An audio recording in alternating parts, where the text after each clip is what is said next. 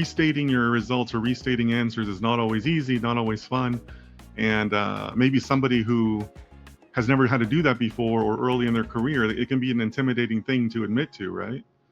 Yeah. But usually, as you say, owning it and trying to prevent it from happening again is usually the best course.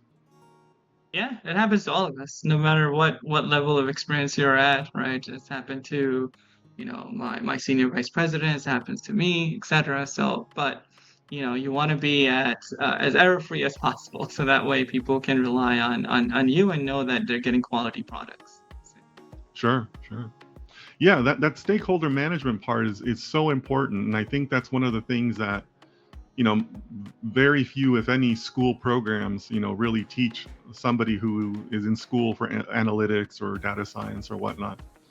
So kind of Right. staying on that theme, one of the things that I hear a lot from my community is always looking for ideas for projects.